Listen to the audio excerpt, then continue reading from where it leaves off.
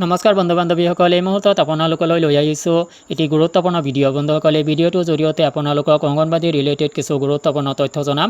বন্ধুসকল, আপোনালোকে অৱশ্যেই গম পায় যে ইতিমধ্যে NEPৰ আণ্ডাৰত কিণ্ডাৰগাৰ্টেন ছিষ্টেম অংগনবাড়ী কেন্দ্ৰবোৰত ইউটিলাইজ হ'বলৈ গৈ আছে।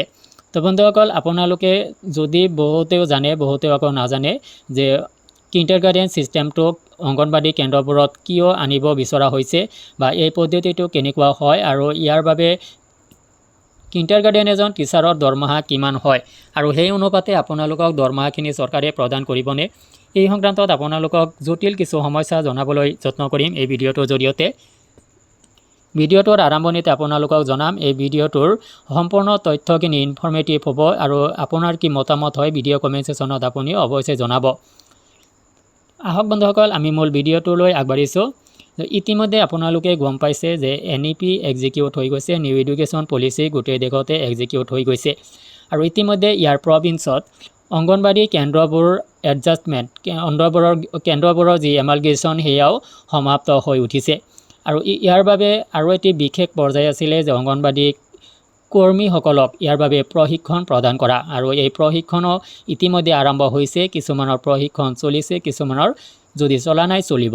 তো যিকেই নহওক বন্ধুসকল, আপোনালোকক প্ৰশিক্ষণ প্ৰদান কৰি থকা হৈছে এই কাৰণেই যে আপোনালোকে সৰ্বপ্ৰথম আপোনালোকে কেন্দ্ৰবোৰত আনুষ্ঠানিক শিক্ষা প্ৰদান কৰিবলৈ গৈ আছে আৰু সেয়াও এক গুৰুত্বপূৰ্ণ স্তৰ, শিশুৰ এক গুৰুত্বপূৰ্ণ স্তৰ কিণ্ডাৰগাৰ্টেন স্তৰটো।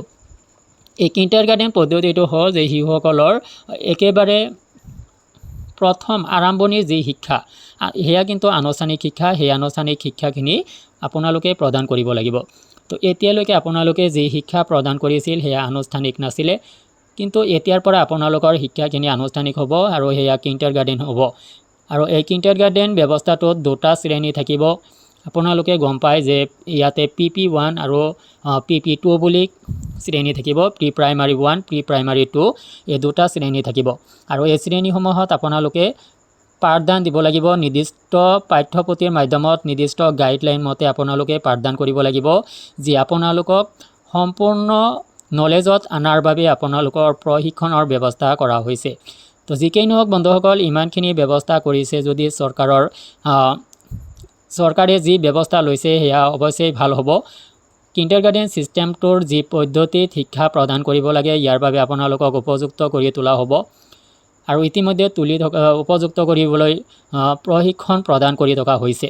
তো এইখিনিতে এটা কথা হ'ল, সমস্যাটো হ'ল যে এজন কিণ্ডাৰগাৰ্টেন টিচাৰৰ দৰমহা যিমানখিনি হয় সেই কামখিনি এজন কিণ্ডাৰগাৰ্টেনৰ টিচাৰে কৰিলে যিখিনি মাননি পায়, যিখিনি দৰমহা লাভ কৰে, সেই দৰমহাখিনি অংগনবাড়ী কৰ্মী সহায়িকাক প্ৰদান কৰিবনে চৰকাৰে?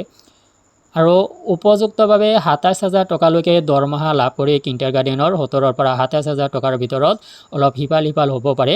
বিভিন্ন ৰাজ্যত বিভিন্ন দৰমহা গাঁথনি হয় আৰু সেই অনুপাতে কিণ্ডাৰগাৰ্টেনৰ দায়িত্ব যদি অংগনবাড়ী কৰ্মীয়ে পালন কৰে তো ইয়াৰ বাবে 27,000 টকা চৰকাৰে তেওঁলোকক প্ৰদান কৰিব নেকি?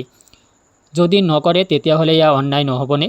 তো এই সংক্ৰান্তত আপোনালোকৰ কি অভিমত জানিব বিচাৰিম ভিডিঅ' কমেণ্ট ছেকশ্যনত।